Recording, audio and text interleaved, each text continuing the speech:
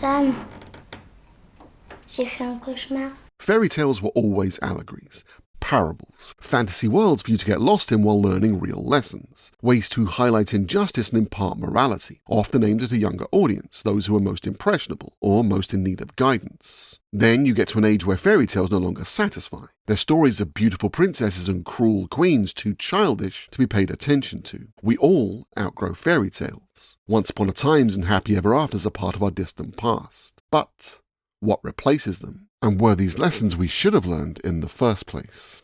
The Ice Tower, La Tour de Glace, is a 2025 fantasy drama from Lucile Hadžihalilović that has fairy tales and their roles in fiction embedded in its icy heart, seemingly blurring the line between its core narrative, Clara Pacini's runaway orphan being taken under the wing of Marion Cotillard's faded screen siren on the set of her comeback picture, and the fairy tale plot of that film, a very loose and low-budget adaptation of Hans Christian Andersen's The Snow Queen.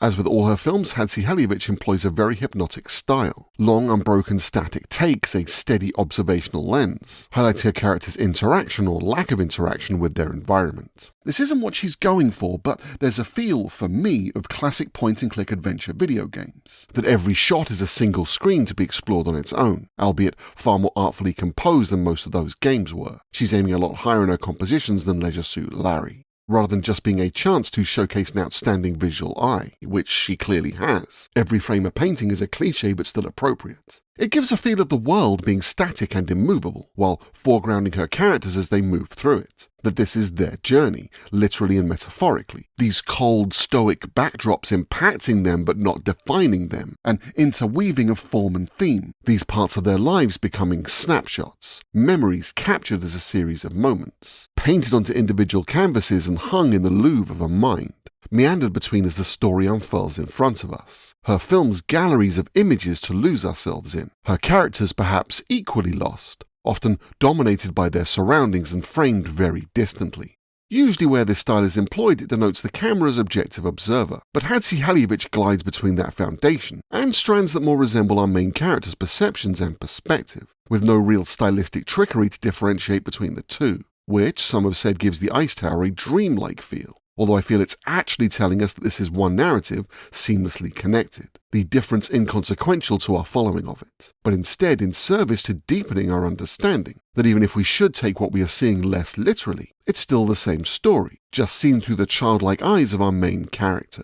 This is actually, by far, the most straightforward narrative that Hadžihalilović has presented. If you really want your melon twisted, you should check out 2015's Evolution and 2021's Earwig, which are both willfully confounding narratively and brilliant with it, while the Ice Tower hews structurally to a very classical Bildungsroman, maybe reflecting the recursive nature of storytelling itself, that fairy tales are just stories at their simplest, heroes' journeys that may become more elaborate but not more intrinsically complex, as they are molded for more mature audiences, patterns repeating with more sophistication, that storytelling itself is in dialogue with all the stories that came before, that stories build on stories, be it extending, expanding, or subverting, and that readers or viewers can't help but engage with new stories primed by those they've already been told, that the new is always informed by and contextualized by the existing.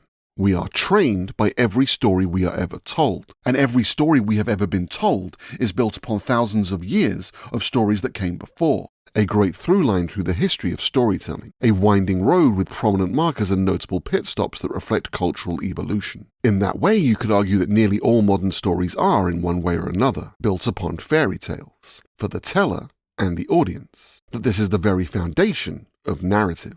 This particular story is set in the 1970s, perhaps because that was a particularly male-dominated and exploitative era of filmmaking in general, which feeds into the film's broader themes. But I can't help but feel there is also, at least a slice, of dialogue with a real 1970 French fairy tale adaptation, Jacques Demy's Donkey Skin, which takes the single creepier setup in all of fairy tales, a recently bereaved king who wishes to marry his own daughter. And I know as soon as you heard that, your first thought was, well, let's make it into a musical. Maestro, if you please. Mon enfant, on n'épouse jamais ses parents. Donkey Skin is actually a very faithful retelling of this classic tale, with a moral that may have been necessary in the 1600s, but was probably a bit less so in 1970, which may be why Demy plays it as utterly absurd and surreal, littering the film with vivid colour and anachronisms. while never shying away from the very true depiction of patriarchal domination at the core of the narrative, creating a very odd juxtaposition, which the critic Anne E. Duggan noted lends itself well to a read of the film as seeking to undermine normative sexuality more broadly, rather than literally addressing its rather troubling premise. The story was also adapted by the novelist Angela Carter in 1977, part of a wider series of translations of the work of Charles Perrault, which may not be the best introduction to her work, being largely faithful, if having some knowing fun in her choice of language, especially with the moralistic addendums to these stories that Perrault was fond of, particularly true in Donkey Skin, subtle linguistic shifts that make explicit the horror of its conceit, and more fully empower its main character. While a respected author in her own right, Carter is arguably most famous for her adaptations and translations of fairy tales, as with her seminal work The Bloody Chamber, retellings of classic fables through a feminist lens, and, as I assume most who watch my videos are going to be, like me, film geeks. Neil Jordan's classic The Company of Wolves is based on her spin on Little Red Riding Hood from that anthology, and she was co-writer on that film, so if you don't know Carter, that's pretty much what she was going for, although it was notably defanged in that adaptation in a variety of ways. The recontextualization and subversion of these well-worn stock stories, simultaneously elevating formally and dissecting thematically. Never stray from the path, never eat a windfall apple, and never trust a man whose eyebrows meet. Although be aware that the film adaptation of The Company of Wolves, as well as stripping away some of the more mature themes, has a heavily compromised ending that is kinda awful, completely undoing the message of the rest of the film.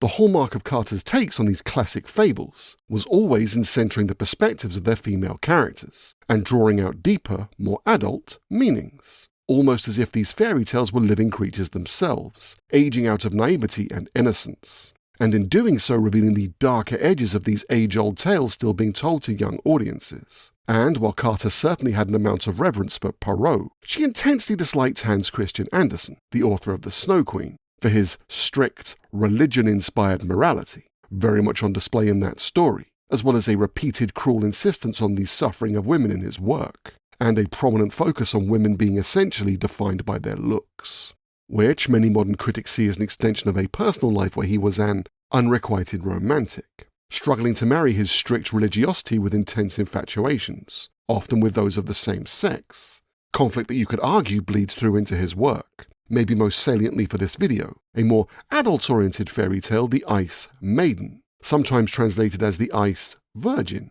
a story that is both immensely sexist and which has at its core themes of societal barriers to love and how giving into lustful impulses ends only in tragedy, a moral he may well have heeded himself, with the consensus among biographers seeming to be that he died a virgin.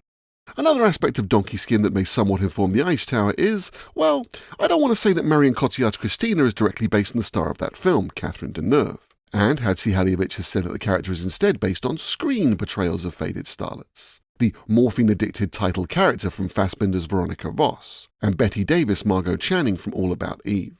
But that's not to say there aren't certain mirrors. Deneuve was literally known as the Ice Queen of French cinema, or Ice Princess, or maybe most commonly Ice Maiden, partly due to notably stoic and minimalistic performances, of which Belle de Jour is the most obvious, and partly due to a certain aloofness with the media, and apparently fans, which all likely stems from being a relatively private person for such a huge star. Many put this guardedness down to tragedy, not being an orphan as with Cotillard's Christina, but the loss of her elder sister in 1967 when Deneuve was just 23. I don't in any way wish to minimize Deneuve's talents. In that regard, I think her work speaks for itself. But there was always this notion that followed her of being something of a muse, which is just such a sexist concept. Women as objects, void of agency, their beauty inspiring great men to do great things. And so much of her early career in particular is defined by her proximity to powerful men, most notably becoming involved in a relationship with Roger Vadim, the 30-something director of her first major film, when she was just 17, which is fairly indicative of a male creepiness and taking advantage of positions of power that more broadly reflects attitudes in the film industry that were particularly stark in the 60s and 70s, likely why Hadžihalilović set the Ice Tower during the latter decade. Indeed, Deneuve in a 1969 interview describes her priorities as being ordered a man, a child, a job, expressing frustration at that order frequently being reversed, perhaps revealing a woman who was a product of her time, who romanticized this world, who believed too much in patriarchal fairy tales herself.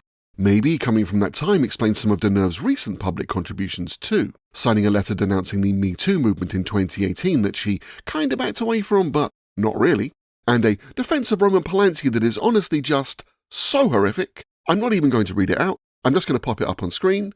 There it is. So, yeah. And I'm in fact going to leave the last word on this to Asia Argento, who described that 2018 letter as Deneuve and other French women telling the world how their interiorized misogyny has lobotomized them to the point of no return.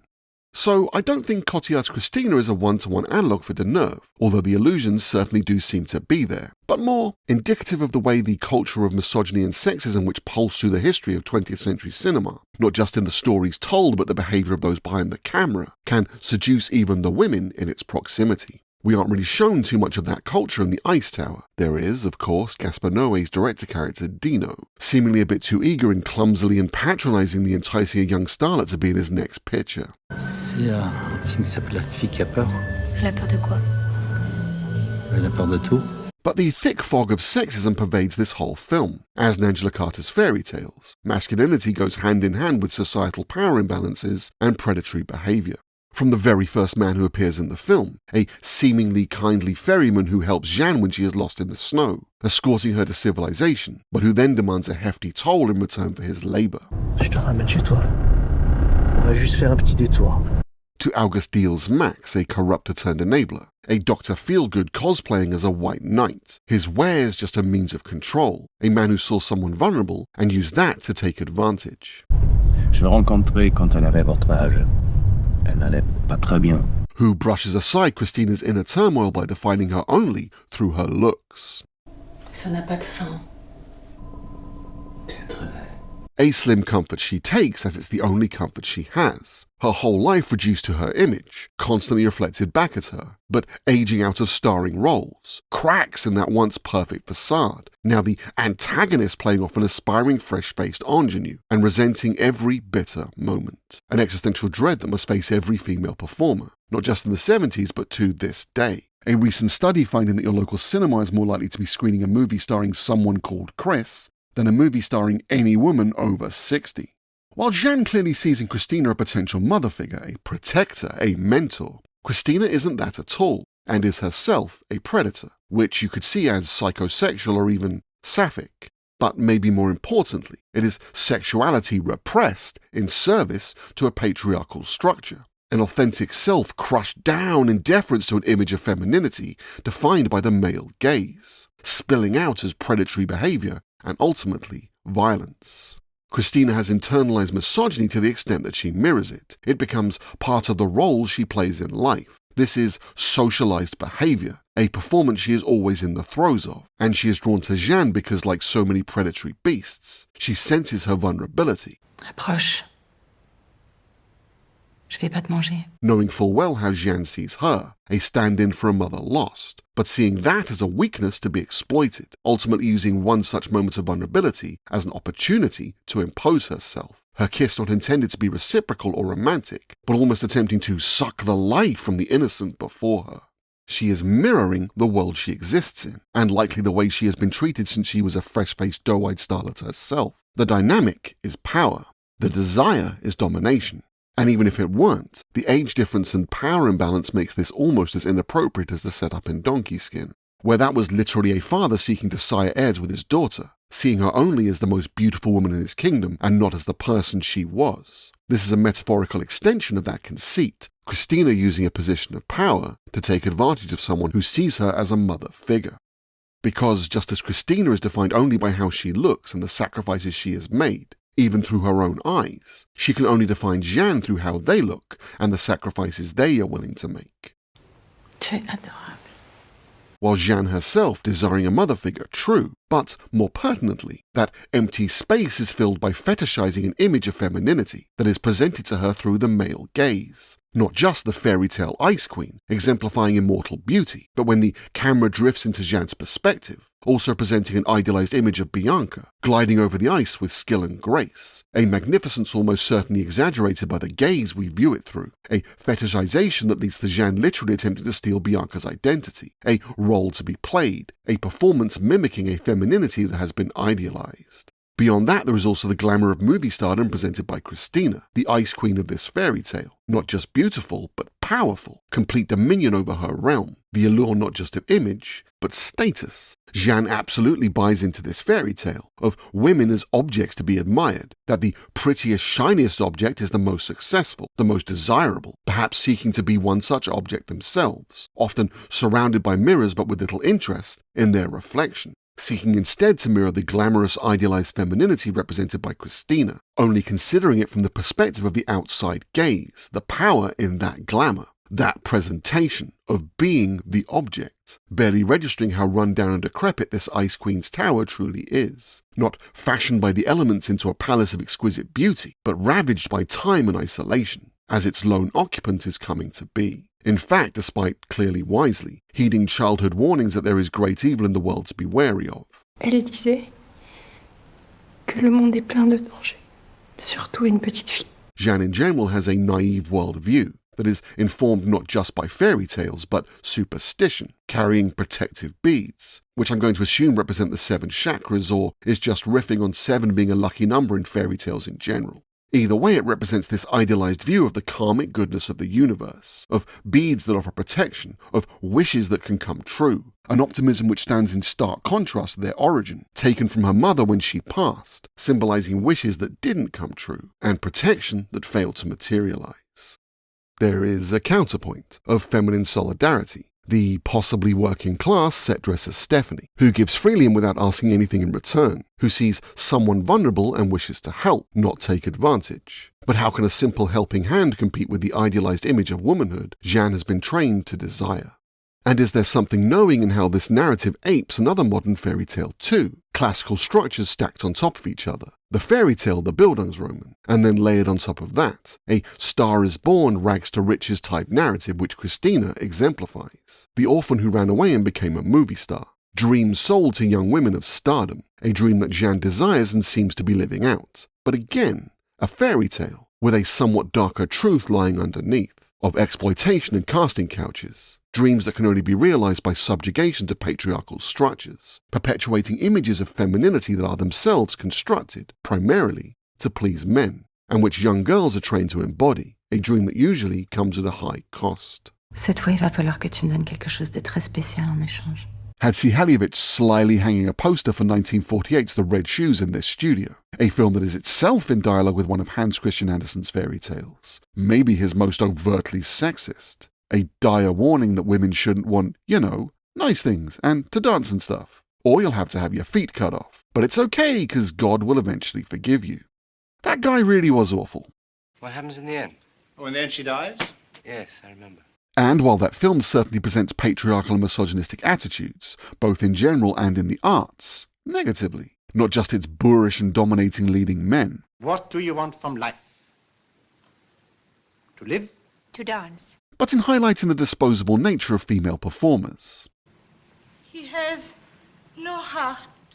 And it is a masterfully made film that uses glorious visuals and magical realism to express its themes. But it is still a film about a wondrously talented woman being forced to choose between having a career and having a man, with trying to have both being so completely impossible it can end only in tragedy, perhaps too closely mirroring Andersen's pious cautionary tale of women who want too much. And it is somewhat surprising through a modern lens how the female protagonist so often seems to be the third wheel behind the film's 2 male leads. An objectified pawn caught between 2 controlling knights, barely given agency in any way beyond her demise. And just as how in that film our heroine doesn't really give a second thought to the woman cast aside so she can live out her dreams, Jeanne views the bullying Chloe suffers at the hands of Christina coldly and dispassionately, seeing her not as a person, maybe in need of support, but as an obstacle, playing the role Jeanne wishes to fill both literally and metaphorically, perhaps reflecting how the arts pit people against each other in general, cutthroat environments of casting calls and hierarchies, swallowing solidarity and spitting out adversarial bitterness, as young performers battle for big breaks, all equally disposable, a chorus line of hungry young talent waiting to take your place should misfortune befall you.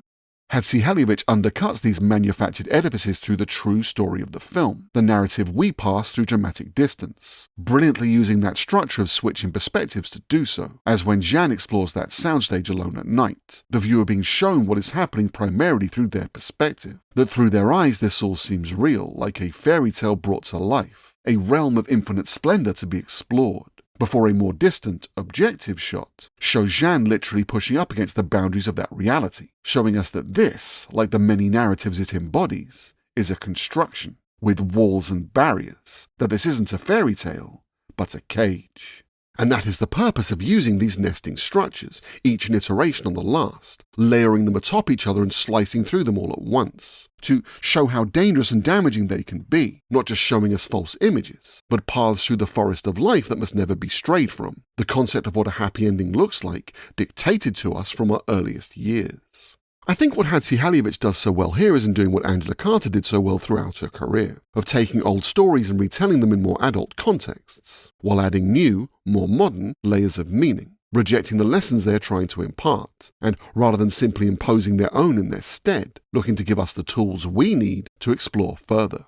The best example in The Ice Tower is its ending, Hadžihalilović giving us a conclusion that is significantly more ambiguous than the rest of the film, ultimately because this has been its own kind of fairy tale, perhaps revealing that the intended audience was the young orphan Rose, although part of the beauty of ambiguity, when used correctly and intelligently anyway, is that it allows us as viewers to become part of the tale ourselves, to fill that space with our own meaning, the difference between a story told and a story shared. Instead of imposing an ending on the viewer, Hadžihalilović returns to the devices of these old parables and their symbolism to broadly paint a picture.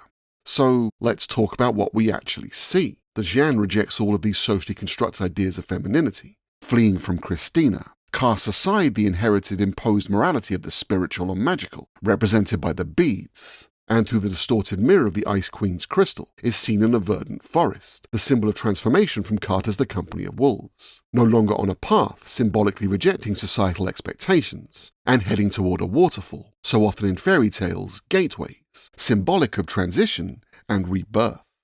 Some may find this narratively frustrating, having been trained to expect a clear and clean resolution by story after story they've been told since they were children. But this ambiguity is a final layer of thematic subversion, the perfect coda to a narrative that seeks to deconstruct how myth and social conditioning force us all onto well-worn paths. Paths that are not just limiting, but damaging, into roles that reflect often centuries-old ideas of femininity and masculinity, recursive and self-perpetuating structures of patriarchal ideals, digging down to the roots of these notions, fairy tales, and showing how they sprout into the twisted vines of sexism and misogyny. And as if handing a sword to the viewer from a lake, the film shows us that we can cut through this cankerous foliage by leaving these paths, through looking inward and finding our authentic selves. The Ice Tower leaving us with the 1,000 realms seen through that crystal, representing the almost endless possibilities free of these shackles. These realms defined only by who is viewing them, and what authentic self means to each viewer. Not the cage of the authorial voice, some imposed moral, but the boundless vista of the possible. And like reflections in a shard of ice, that's going to look different for every viewer.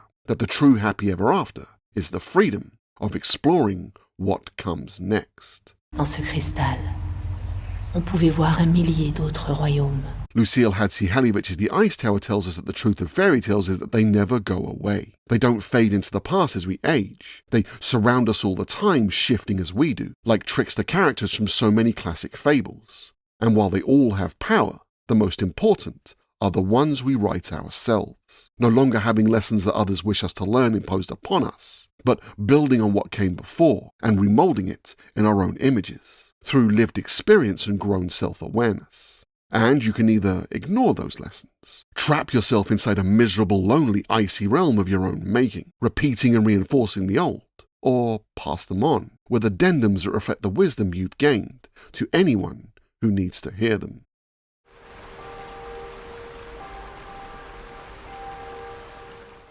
Thank you very much for watching and listening to this. You made it all the way to the end. Tomorrow I'll take you for ice cream. You deserve it. If you saw The Ice Tower differently to me or just want to say hi, feel free to comment below. You can also like and subscribe. Think of it like waving a magic wand that makes me feel happy. Thank you so much again for making it this far. Night night and sweet dreams.